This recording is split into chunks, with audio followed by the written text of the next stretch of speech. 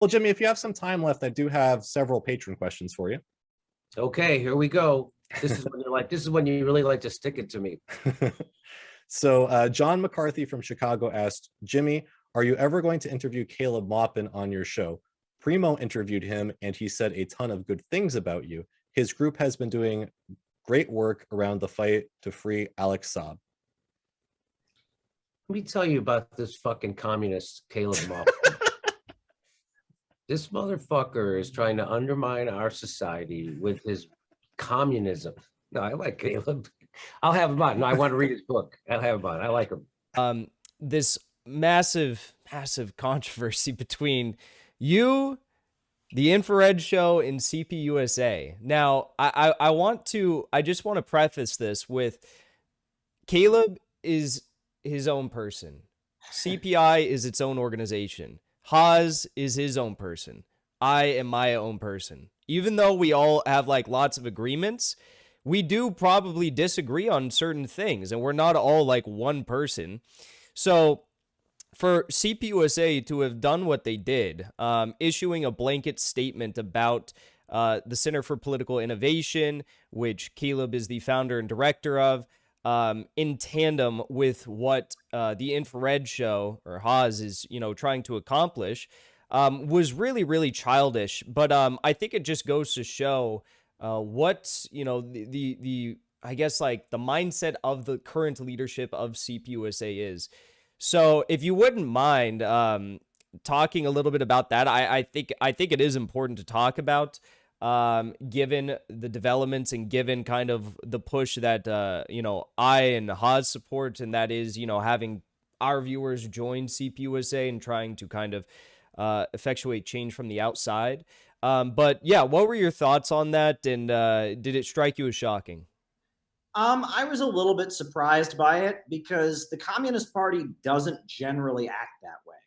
It's really common in the USA. You have a million of these little tiny communist groups that are constantly writing articles accusing the other of doing this or doing that.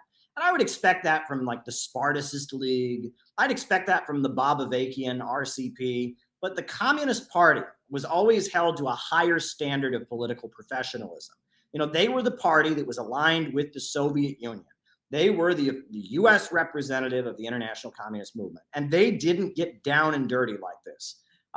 So when I saw them put out that statement, I was really disappointed, I guess you could say, because it shows that they are really a lot weaker than they once were. We're specifically speaking of an outfit calling itself the Center for Political Innovation. Mind you, Caleb and his Center for Political Innovation has nothing to do with the Communist Party. They've never advocated for joining the Communist Party, and it has always been Caleb's personal opinion that the Communist Party can't even be redeemed.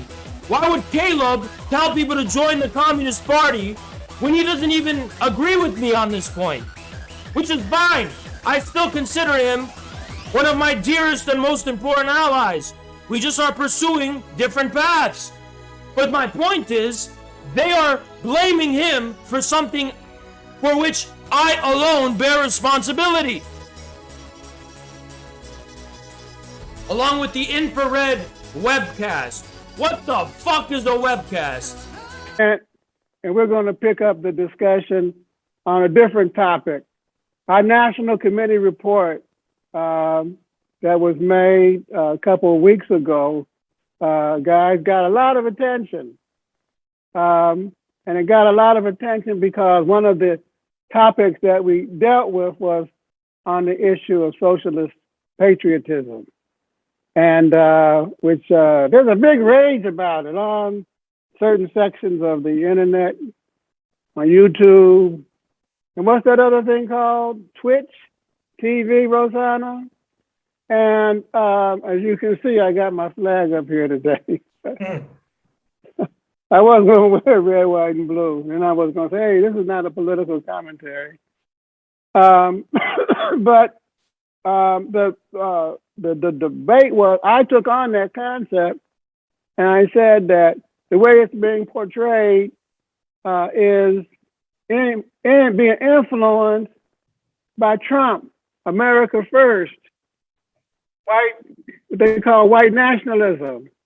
I remember when I was a high school student back in Ohio, I was in my AP government class.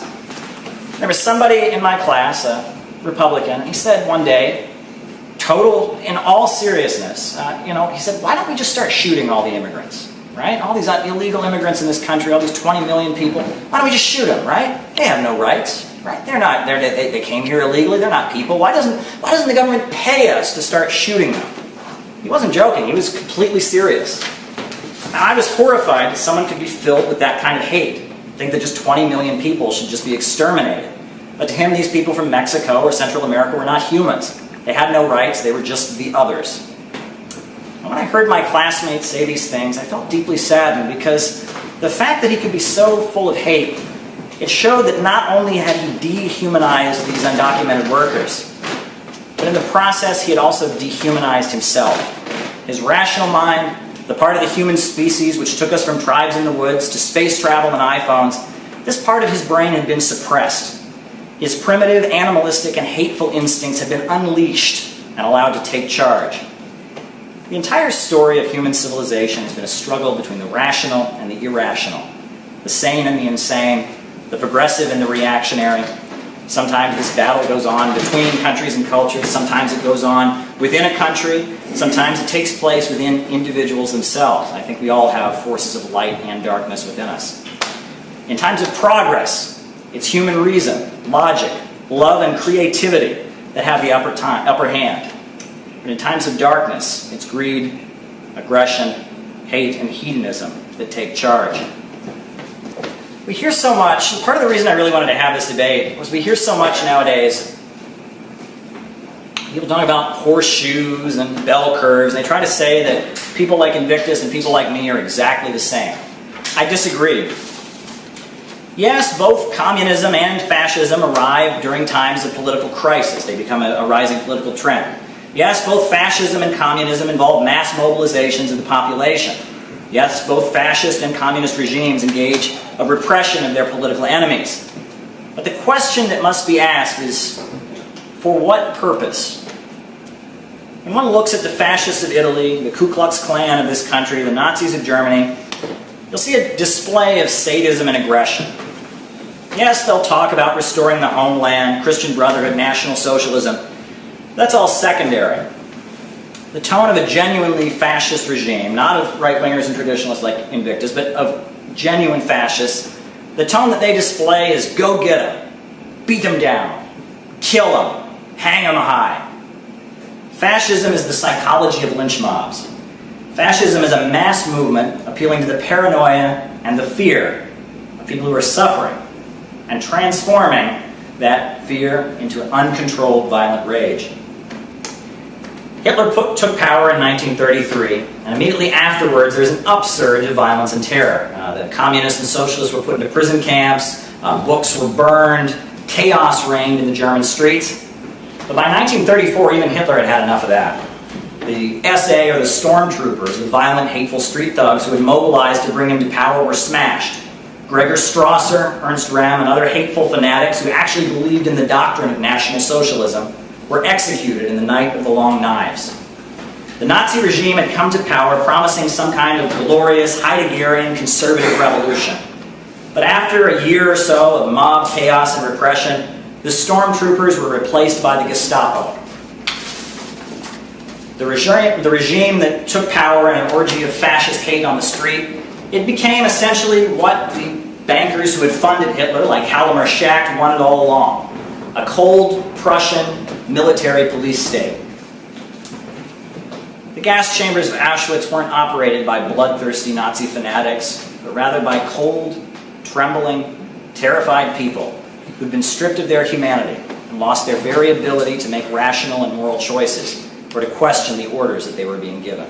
I think it's real. You're right. It is influenced by Donald Trump, and it also is distracting us from other from our on-the-ground struggles. It's promoting neglecting any attention to the struggle for African American liberation, the struggle for trans rights or LGBTQ rights, It's anti-women. It seems to be almost like, I mean, I hesitate to say, but I'm going to say it anyway. It almost seems like kind of adjacent to the incel movement that was made headlines a few years ago. It's really, it seems insidious. Of course, we love, some aspects of culture in the United States of America. We do. I love other, aspects of cultures of other places. But we really are not talking about ruling class America when we talk about that. We're not talking about white America, which seems to be the subject there. All right. Every single day, $18 million of our tax money goes to fund the criminals in that building over there and in occupied Palestine, the Israeli regime. Every single day, $18 million. And I have a copy of today's issue of the Wall Street Journal, and it says here that 1 in 4 bridges in the United States are not secure. It says here that urban highway congestion costs over $100 billion annually. The United States is crumbling. People are unemployed. They are closing hospitals and they are closing schools, but yet they have more and more money for the murderers in Tel Aviv. That's unacceptable. As the U.S. becomes more and more of a police state, and the civil liberties the U.S. government is always bragging about get stripped and stripped away, you can't help but admit that the U.S. is starting to look more and more like Israel. When I got the message from Ori that I was invited to come here tonight and give a presentation, I was just speechless. I didn't know quite what to do. And when I read that both Pam and Ramona Africa were going to be here to speak, I couldn't hold myself back. I had to bring a gift. Pam and Ramona Africa, can you come up here? I had to bring a gift. I got this for you, for both of you. I got one for each of you. Oh. And this is an old poster. And I guess for those of you who can't read, it says, "Remember, we are in here for you, and you are out here for us." That's right.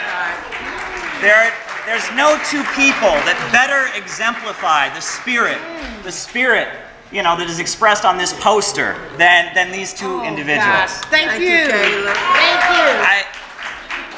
Thank you. Thank you. I mean, the cops who choked Eric Garner to death, the New York City Police Department is trained in Israel. The same corporation that manufactured the rubber bullets that were fired against protesters in Ferguson, Missouri, manufactures the bullets that were fired on protesters in Palestine. The struggle against Zionism, the struggle against the Israeli criminals is not just a struggle in one part of the world, it's a global struggle. It's a struggle against the bankers in London and the bankers on Wall Street who are destroying the world, and it's a struggle against global capitalism. Thank you very much. From the river to the sea, Palestine will be free. From the river to the sea, Palestine will be free. They're very clever, bringing in these young people interested in socialism. We have to remember that even in the 1920s and 30s, that's what the Nazis did. They called their ideology National Socialism, and we are first and foremost internationalists. We're internationalists, and so appealing to these right-wing populist ideas and rejecting what they dismiss as identity politics. Some of whom seek to link themselves to our history and reputation. Who the fuck are you, Joe, huh? You've maintained that party because you control its assets and you control its revenue. You and your clique of Democrat tailors have hijacked the fucking party, controlling its revenue, controlling its funds, leading its rank and file like lambs to the slaughter into the polling stations, the booths, and the canvassing for the fucking Democrats. That's what you've turned the Communist Party into. You say we seek to link ourselves to its history and reputation. You use the good history, the proud history and reputation of the Communist Party to be a foot soldier for the fucking Democrats, all the while the American people crave the need for a truly democratic and popular third party. Brought with me, this is the fasces. This is the symbol of the Italian Fascist Party. It actually comes from ancient Rome. It's where the word fascism comes from. As you can see now, there's a bundle of rods, and that symbolizes unity. And unity is good, right? We want people to come together, but what is it surrounding? It's surrounding an axe. And that's the essence of fascism. Fascism is bringing people together, mobilizing them to destroy, to kill, to murder, and to tear things down. And of course, this may be predictable, but I also brought with me this symbol, which I'm sure we've all seen before. Now, this looks kind of scary because it's a little outdated. I know a lot of people, they see this and they think that looks like a sword or a scimitar or a curved knifey thing. Well, this is actually, it's a sickle. This was something people used for the purpose of making food, growing wheat. And we all know what a hammer is. A hammer is an industrial tool. It's used for production and creating. The hammer and the sickle, the hammer was for the industrial working class. The sickle was for the peasantry. Yes, communism has involved repression, but that repression was secondary. Communism is an ideology about construction, not destruction. It's about marching forward. It's about building. It's about advancing and creating greater prosperity, abundance, and equality. The communists had a lot to do with civil rights. We often hear about the lynching of Emmett Till. 1954, young African-American man allegedly whistled at a white woman. He was lynched. The people who did it were put on trial, found not guilty. Well, the mother of Emmett Till, she took the corpse of Emmett Till and she allowed it to be photographed. And the Soviet Union took that picture and they sent it all over the world. And they said, the USA says it's the homeland of freedom and democracy. This is what they do. This is what they do. And it was the pressure put on the United States that forced the northern wing of the Democratic Party to start having a conversation about getting rid of Jim Crow segregation. A lot of Vietnam veterans have contempt for leftists and protesters. They'll say, these communists, who are they? Un-Americans, spit on me. Well, if it wasn't for Communist Party members like James W. Ford and the historic 1931 bonus march, in which thousands of veterans occupied the Capitol, we wouldn't have veterans' benefits today. Those were won as a result of struggles led by communists. There's really no contradiction between patriotism and internationalism. Patriotism is about loving your own country. It's not about hating somebody else's. To truly love American workers, American farmers, American children, American retirees, American families, is to want them to live a decent life, free of tyranny and poverty. And realizing that means recognizing that even though you love them and you're loyal to them, they don't exist in a vacuum. They exist as part of one international working class, a class that faces one international dangerous enemy of Wall Street monopolists and profiteers. I say that the liberation of American workers, American farmers, American children, and American families will only come about through creating a new country, and in doing so, standing arm in arm with our class brothers and sisters on every continent. Thank you.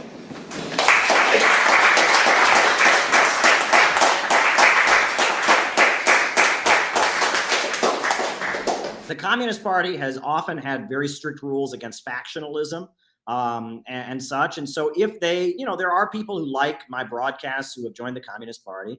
I figure in the 1980s, if there was some commentator they didn't like, and people that were listening to him were joining them, they would have just expelled them all and moved on, right? That was just how they worked. But that hasn't happened. The CPUSA has not expelled people that are sympathizers or members of the Center for Political Innovation, but instead it has issued this accusatory statement claiming that we urged our members to join the CPUSA, which we never did, right? Haas and yourself may have done that. We never did that. Never did we call for that. And we have members of, most of the people in the CPI are not part of any party. I'm not a member of any political party. I can't be. That's one of the rules of being a journalist and working at RT is you cannot be a member of any party. But there are people that are in the Party of Socialism and Liberation that are in the CPI. There are people in the Party of Communists that are in the CPI. There are people in various socialist groups. Most people are not in any party. But we never called on people to join them, number one.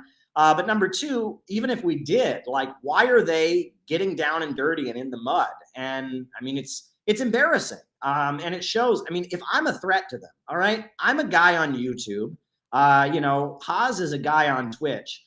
Why is the party of Gus Hall and William Z. Foster and Elizabeth Gurley Flynn worried about us? Why are they afraid of us? You know, they've got this huge, expensive office in Manhattan. They've got millions of dollars in assets, and they're worried about a guy on YouTube? Seriously?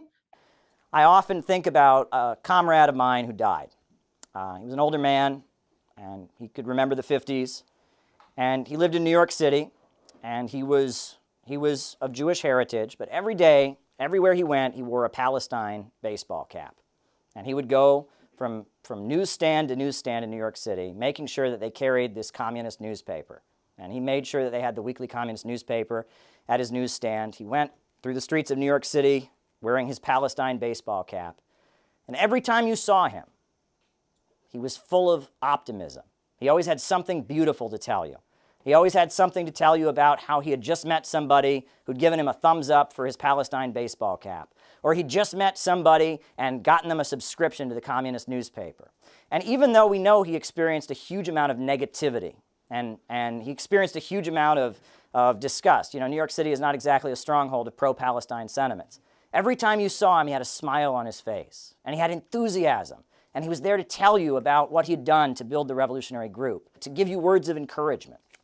And they talked about that at his memorial service, how he had been optimistic, not just in a political sense, but in a personal sense, spreading hope, spreading joy, and spreading optimism among his comrades. When I went to the World Festival of Youth and Students in 2013, that was a life-changing experience for me, because that was the first time I'd seen communists from different parts of the world. I saw communists from Africa, communists from Asia, communists from Latin America, huge communist parties from places like Angola and Vietnam, communist parties in places like Bolivia and Venezuela. And the way those communists operated was very, very different than the way communists operated in the United States.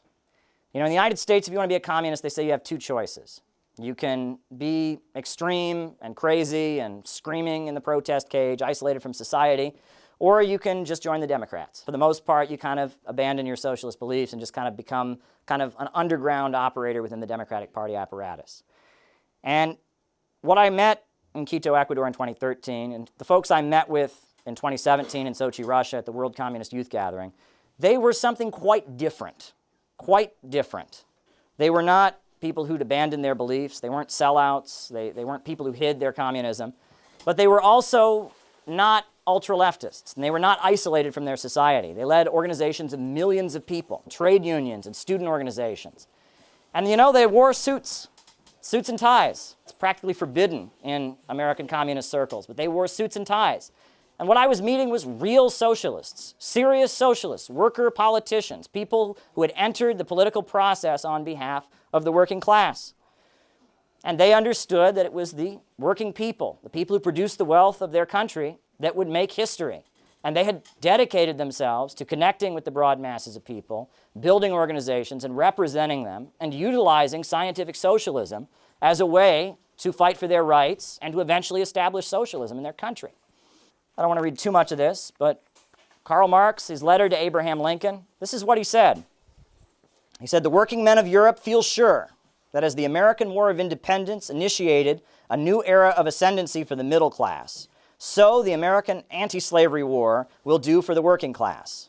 They consider it an earnest of the epoch to come that it fell to the lot of Abraham Lincoln, the single-minded son of the working class, to lead his country through the matchless struggle for the rescue of an enchained race and the reconstruction of a social world."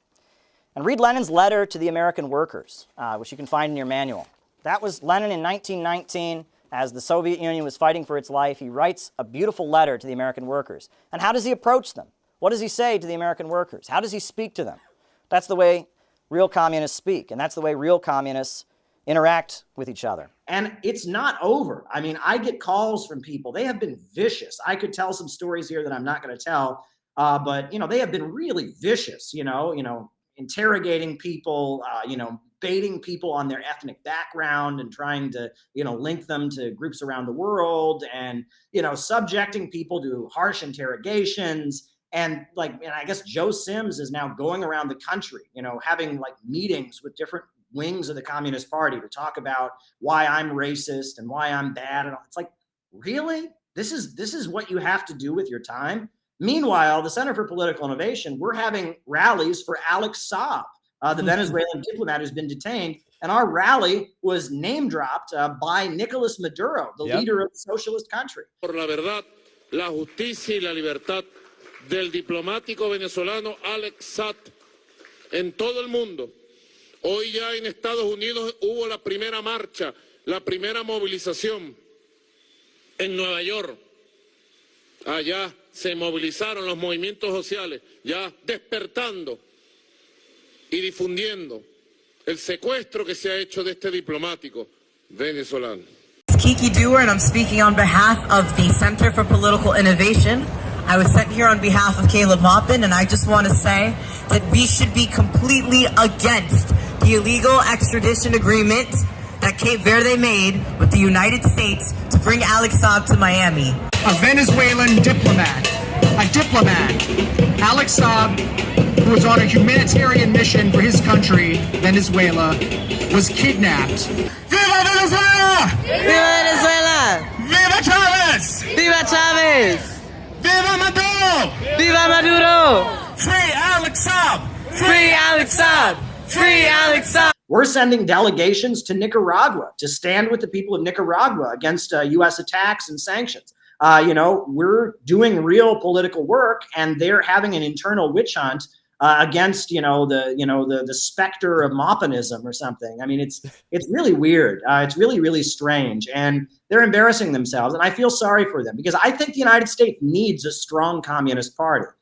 We really do need a strong communist party in this country. And it's too bad CPUSA can't be it, but they're revealing themselves to be very weak, very vulnerable, and very desperate. Of course, we must remain vigilant as we bring members in. Over the last years, we've encountered and overcome challenges from both the left and the right, including attempts to unduly influence and penetrate the party from the outside. Here in the National Committee, we should take note of emerging trends that appear left, but are actually pushing right-wing positions, aka positions opposed to the fucking Democratic Party. Let's continue. Based on national chauvinism, racism, and fake populism. As opposed to what? The authentic populism of the fucking CPUSA? Where's the authentic populism, Joe Sims, huh? You're a fucking bitch for the Democrats? Is that your authentic populism? You dishonor the name of the Communist Party. You shame and dishonor the name of the Communist Party and the communist forefathers of past. You dishonor and you shame them and you sell out the American working class to an establishment which we don't even have to fucking destroy because it's already crumbling out of the weight of its own decadence, corruption, and even incompetence. But you have made it your sworn goal and sworn duty to protect this fucking establishment from crumbling. And you dare call us fake populists. There's a demographic problem in the United States. The Communist Party, its strength was in the 1920s and 30s. And it was a lot of people who came off the boat from Lithuania or Poland or Hungary or Ireland or Italy. They came to the United States, they lived in Chicago or Pittsburgh or New York City, and they were starving and poor, and they worked in steel mills, and they worked in meat packing facilities, and they were desperate, and they organized unions, and the Communist Party organized them, and the Communist Party fought to respect their rights, fought for the even though they didn't speak English, even though they were foreign born, it fought on their behalf. That was the Communist Party. And they entered a strategic alliance with Roosevelt to defeat the Nazis in World War II. That was the Communist Party. Well, after World War II, the U.S. economy expanded quite a bit, and a lot of those people went from the industrial working class to the middle class. They became lawyers or doctors or, other skilled professionals. And their kids grew up in a much more comfortable living, situation. But their kids grew up in a household thinking that communism wasn't so bad.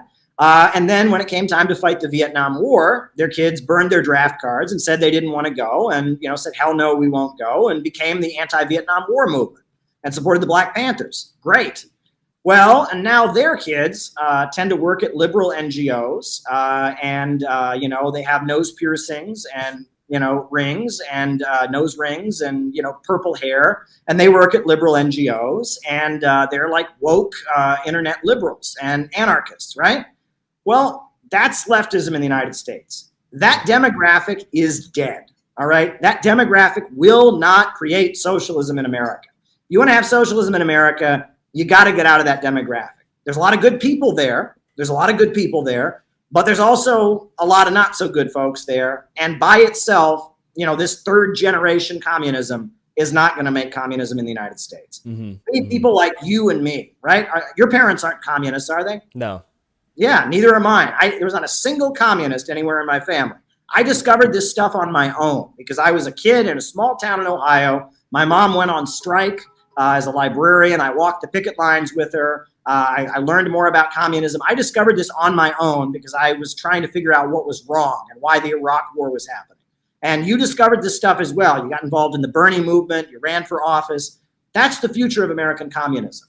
And we talk very differently than this demographic that I'm describing talks. These third generation, grandpa was in the Communist Party. My parents were hippies who protested the Vietnam War. And now I'm a woke anarchist with purple hair working at Planned Parenthood or whatever. We're a different breed. You know what I mean? We come from a different background. And we need to get to, Americans in small towns. We need to get to Americans who maybe come from Republican families, and we need to get to the broad masses of Americans. And that's why we're all about patriotic socialism. That's why we're not hostile to religion and Christianity. Jesus is a socialist, right? That's why we're trying to get to the broad masses of Americans. Millions of Americans are angry right now. Just now as we were marching around here at Columbia, someone pulled out an accordion, celebrating their German American, heritage, and that's okay. It's okay to celebrate your heritage, but to play on these right-wing ideas, I think that goes against everything Marxism stands for. We, as Rosanna said, we have to set the record straight and really show the American people and this younger generation interested in socialism what Marxism actually is, because it's certainly not what some of these crazy internet ideas are saying. Yep. And one of the worst things I've heard from this Joe Sims guy is he thinks it's a bad thing that we're trying to recruit among the rural population, he said. They're trying to appeal to the rural population. They're trying to appeal to low-income white people. Like, this is a crime.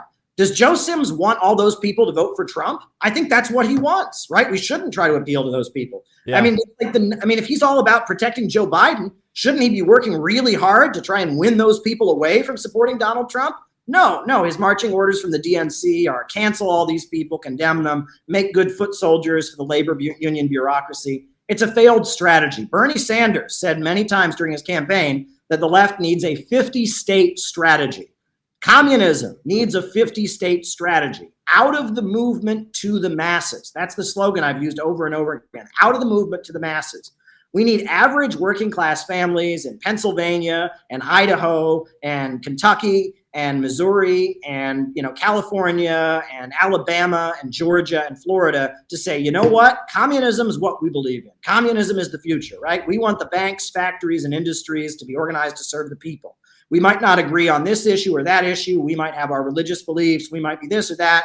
But communism is the way to make a better country in the United States. That's what we need. If we're going to win, if we're actually going to win, that's the way we need to do it. We need to dump the woke stuff, dump the cancel culture, focus on what brings the country together and how the big corporations and banks and their free market policies and their prison industrial complex and their war on drugs and all of this is bad for all working people. We should put the needs of the oppressed first, talk about the problems of racism and sexism and bigotry, but we should focus on what brings us together, a united working class movement. We need a government of action that will fight for working families.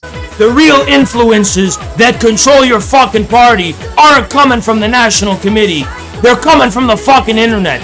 They're coming from these little Discord groups of ultra-leftist radicals who you were so shameful and incompetent enough to believe as they whispered lies in your fucking ears about me, Caleb, and others. You defamed Caleb, and the Center for Political Innovation as if they were advocating for the same thing I was.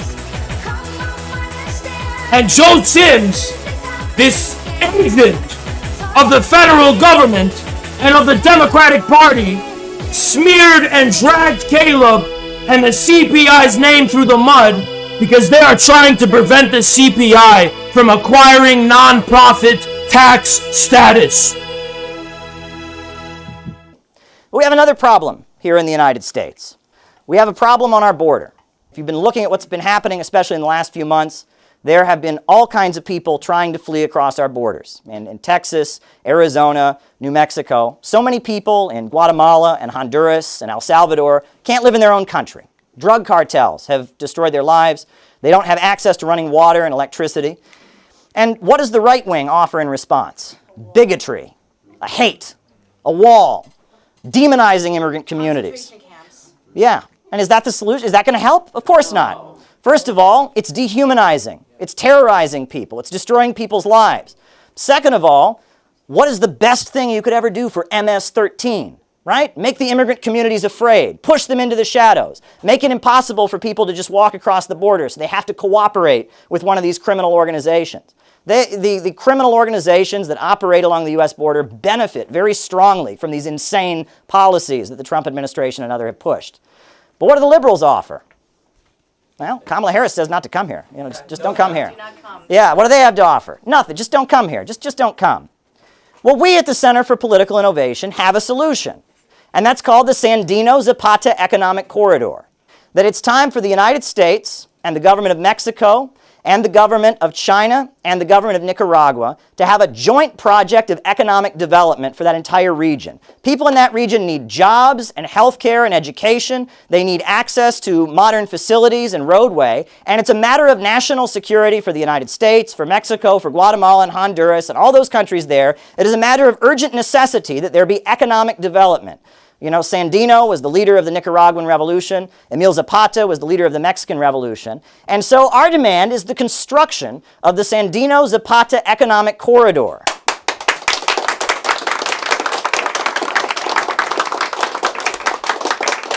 And again, when some politician gets up and says he's going to build a big giant wall and he's going to solve the problem of immigration, we can get up and we can say, now, are you for the Zapata-Sandino Economic Corridor, or are you against it?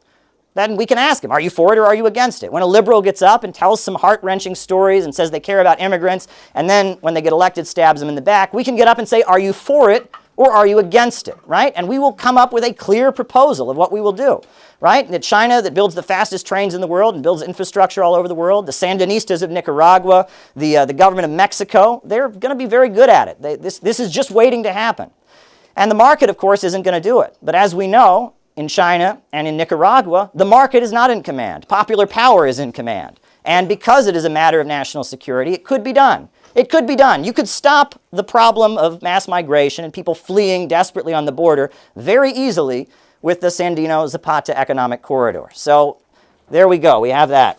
That is our solution to the problem of immigration. Over the past few weeks, the Communist Party USA has launched an all-out assault on figures within the patriotic socialist movement, namely Haas from Infrared, Peter Coffin, Jackson Hinkle, but particularly Caleb Maupin.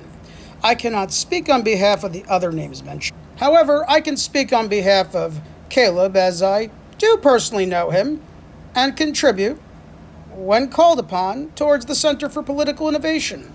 The attacks on Caleb, that he is a white supremacist, a Nazi, a grifter, transphobic, and racist person are completely out of line and exists as an orchestrated attempt on behalf of the leadership of the CPUSA, tied to Joe Sims and his lackeys, to assassinate Caleb's character. Caleb is not a bad person. Far from such. He's a good person. Perhaps a little too clean-cut and by the books for my tastes.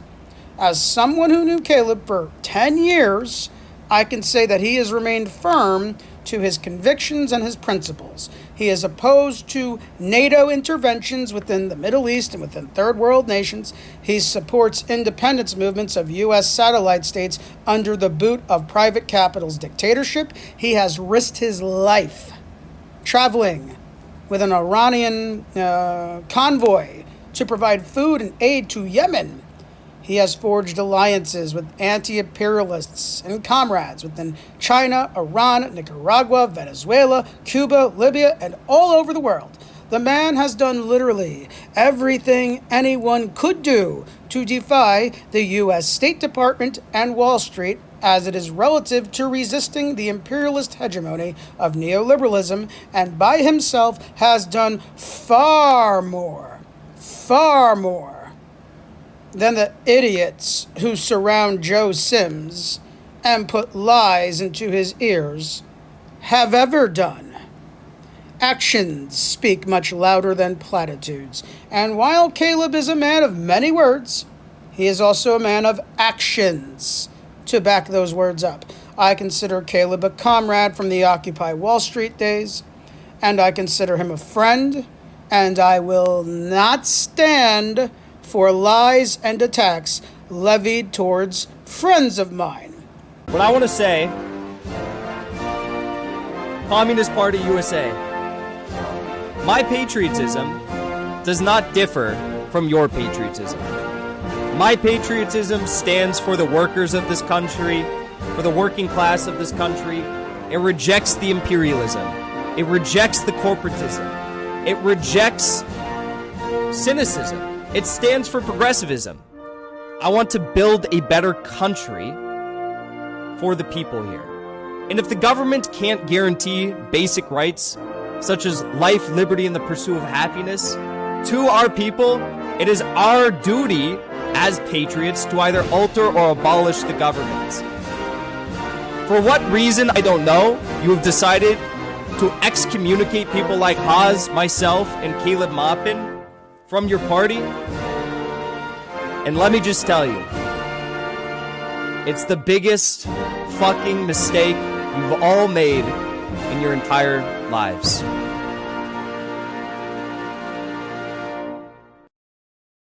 They call us racist and chauvinists.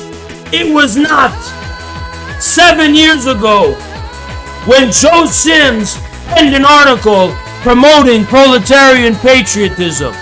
But apparently times have changed, and proletarian patriotism is now chauvinist and racist. This fucking hypocrite can't even uphold an independent line. This spineless and weak leader,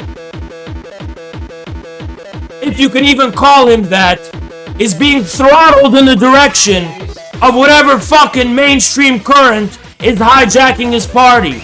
7 years ago, he was defending proletarian patriotism. But because the ultra-leftists have hijacked the party, he's throttled in the ultra-left direction of calling patriotism a form of national chauvinism and racism. But I think that what's really going on here is that this is a bigger fight, right? This is specifically among Marxists, Leninists, and communists, but this is a bigger fight that's playing out among the left as we speak. Let me just take another drink here. Right now, if you're a socialist in the United States, you have to decide, are you fighting against big pharma, against the military-industrial complex, against the huge banks that dominate the world, or are you fighting against average working-class people who aren't woke enough? Which are you fighting against? You have to make that decision because it's now or never. And, you know, the people that have gone after Jimmy Dore very viciously and declared Jimmy Dore as the enemy and a secret Trumper and blah, blah, blah, blah, blah, they're basically saying that our job as socialists is to defend the liberal establishment. Our job is to defend Joe Biden from the right-wing opposition. And our message has been out of the movement to the masses. We need a government of action to fight for working families. And it has been that working class people, black, white, Asian, Arab, Latino, men, women, LGBT, etc., all working class people have a common destiny and a common interest against the big banks and corporations that dominate the United States. That's our message. But the message that we need to defend Joe Biden from right-wing opposition, and that, you know, people around the country who might have conservative views need to be canceled. And, you know, that's a very different message. And the Communist Party, it seems, is making a decision as an organization. They are going to defend Joe Biden, and they are going to try and isolate and cancel and threaten and attack and, wage a public relations campaign against any faction of the left that doesn't march in lockstep behind the Democrats. That's what they're doing here. And this is basically the Jimmy Dore force the vote fight among the specific communist constituencies, because I'm one of the most well-known communists on the internet. You're also a well-known communist. Haas is a well-known communist, and we're not shills for Joe Biden. And so they're declaring, you're either with Joe Biden or you're against him, and our job is to defend Joe Biden. And they're doubling down. And this is the communist version of the force the vote fight. That's how I see it. Yep.